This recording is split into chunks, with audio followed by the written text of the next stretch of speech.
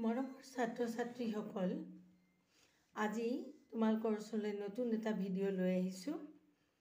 আজি মই মোৰ ভিডিঅ'টোত 2022-23 বৰ্ষৰ অসমীয়া মাধ্যমৰ বিদ্যালয়সমূহৰ ষষ্ঠ শ্ৰেণীৰ হিন্দী বিষয়ৰ বছৰেকীয়া পৰীক্ষাৰ প্ৰশ্ন কাকতখন কৰি দেখুৱাবলৈ ওলাইছোঁ। মই ভাবোঁ এই প্ৰশ্ন কাকতখন আলোচনা কৰিলে তোমালোকে বহুত কথা জানিব পাৰিবা আৰু কেনেকৈ লিখিলে সৰহ অৰ্থাৎ ভাল নম্বৰ পাব পাৰি সেই বিষয়েও কিছু কথা জানিবলৈ সক্ষম হ'বা। আহা তেনেহ'লে সময় নষ্ট নকৰোঁ আমি। প্ৰশ্ন কাকতখন আছিল 50 মাৰ্কৰ আৰু সময় দিয়া হৈছিল 2 ঘণ্টা। বিষয় হিন্দী, শ্ৰেণী ষষ্ঠ। এতিয়া প্ৰথম প্ৰশ্নটো, नीचे दिए गए किसी एक कविता का 8 पंक्तियाँ कंटेस्ट लिखो। তলত দিয়া কবিতা দুটাৰ যিকোনো এটা কবিতাৰ প্ৰথম 8 শাৰী মুখস্থ লিখিবলৈ দিছে। কবিতা যিটোৱে নিলিখা, যিটো ভালদৰে শুদ্ধকৈ জানা সেইটো লিখিবলৈ ল'বা। প্ৰথমতে উত্তৰত তোমালোকেতো প্ৰশ্ন নিলিখা, উত্তৰ লিখিবা 1 নম্বৰ। যদি তোমালোকে ক দিয়া কবিতাটো লিখা তেতিয়াহ'লে ক বুলি লিখিবা, নহ'লে খত দিয়াটো লিখিলে খ বুলি ইয়াত লিখিব লাগিব। তাৰপিছত কবিতাটোৰ নামটো উল্লেখ কৰিবা আৰু শুদ্ধকৈ কবিতাটো 8 শাৰী লিখিবা। এই যে 8 শাৰী লিখিবা, ইয়াক লিখোঁতে এটা কথা মন কৰিবা, কবিতাটোৰ যিখিনিৰ পৰা যিখিনিলৈ কিতাপত আছে প্ৰত্যেকটো শাৰী সেইমতেহে লিখিবা।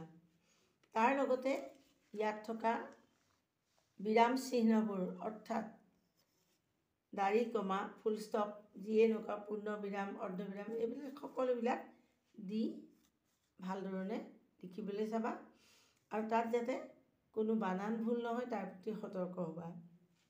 এতিয়া কবিতাটো চোৱা, प्रकृति का संदेश 1 क मैं लिखिबले लैसु।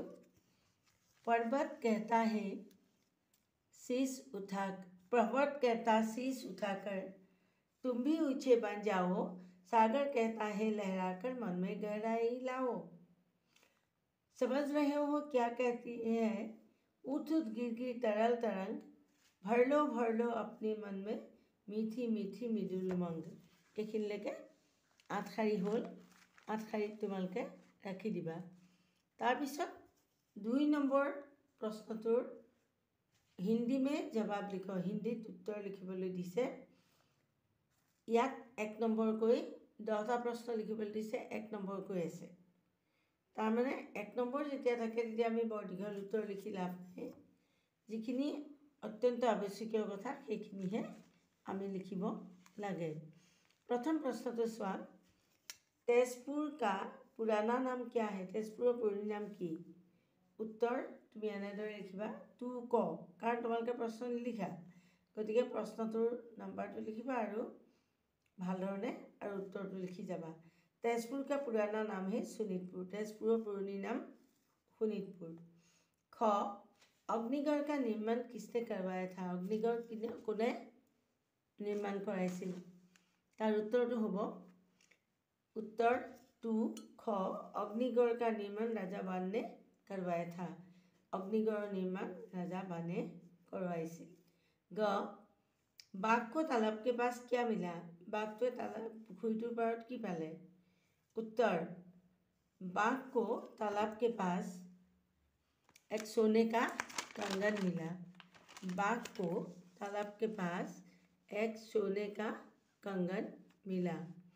यार पिछत ख नम्बर तुले हाँ, ख नम्बर तो चुआ, प्रकृति का संदेश कविता के कवि कौन है।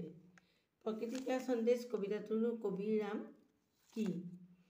उत्तर लिखिबा, प्रकृति का संदेश कविता के कवि है श्री सोहनलाल द्विवेदी। এইটো কথা মন কৰিবা, বানান যাতে ভুল নহয় দেই। তাৰপিছত প্ৰশ্ন, তাৰ পিছৰ প্ৰশ্নটো আছে, गुरुजी ने बबदेव को कहाँ भेजने का निश्चय किया। तो तुम्हारे उत्तरটো लिखोते नम्बरটো শুদ্ধকৈ দিবা আৰু লিখিবা गुरुजी ने बोपदेव को गाँव भेजने का निश्चय किया। गुरुजीয়ে बोपदेव गाँवলৈ পঠিয়াই দিবলৈ ঠিৰাং কৰিলে। তাৰপিছত আছে सूरदास कौन थे? उत्तर सूरदास हिंदी के भक्तिकाल के महान कवि थे। हिंदी साहित्यर भक्तिकाলৰ एजन महान कवि আছিল सूरदास। शीला को कौन सा गीत बहुत पसंद आया? शीलार कोनটো गीत আটাইতকৈ বা বহুত বেছি পছন্দ লাগিছিল, পছন্দ হৈছিল? उत्तर लिखिबा शीला को सारे जहाँ से अच्छा हिंदुस्तान हमारा गीत बहुत पसंद आया। शीलार सारे जहाँ से अच्छा हिंदुस्तान हमारा कविताটো गीतটো আটাইতকৈ पसंद হৈছিল।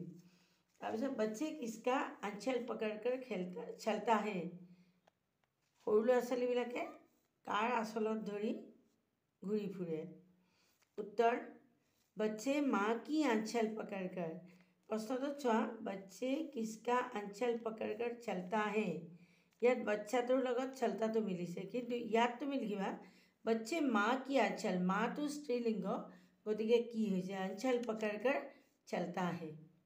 তাৰপিছতে শেষৰ প্ৰশ্নটো চোৱা এইটো পৃষ্ঠাৰ होली कब मनाई जाती है?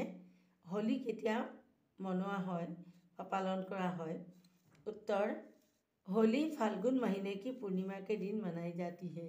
होली फागुन माहर पूर्णिमार दिना पालन কৰা হয়।